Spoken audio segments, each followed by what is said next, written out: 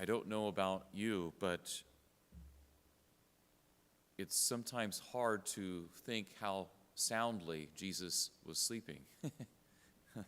To sleep through a storm on in a little boat, I mean, that would have been really kind of difficult. But it also tells us maybe how exhausted the Lord may have been.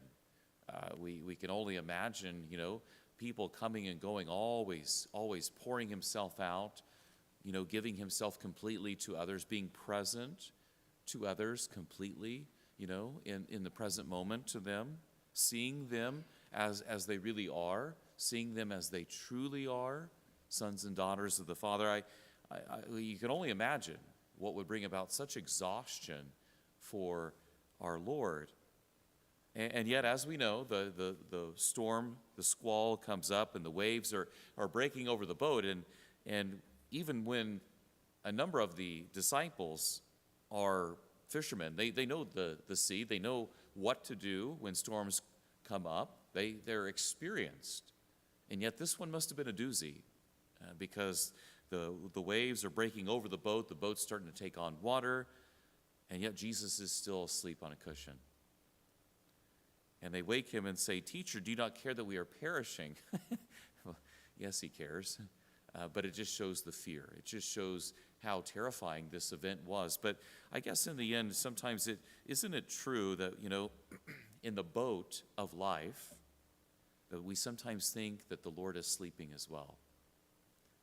That he's somehow not concerned with the storm that I'm in. And it's so easy for us to not see him. It's so easy for us to not see him in the boat with us.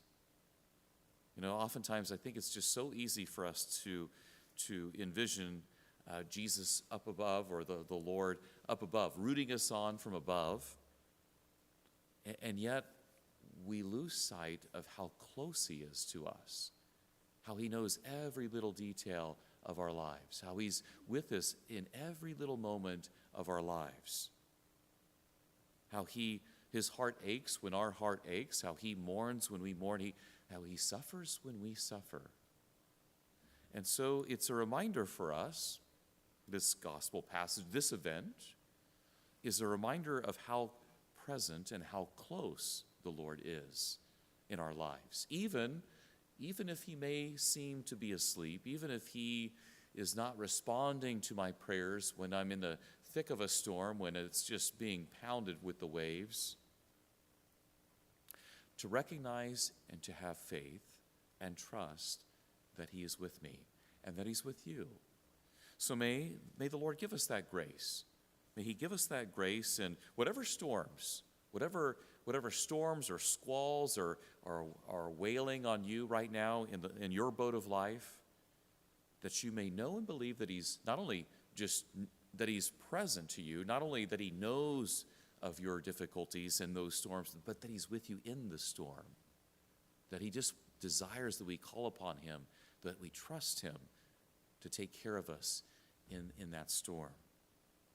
So may the Lord give us that grace of faith, like the disciples at times were calling out, were crying out, "Do you not care that I'm perishing? Do you not see I'm at the end of my rope? Do you not see that I don't have anything left? I don't have any more to give?"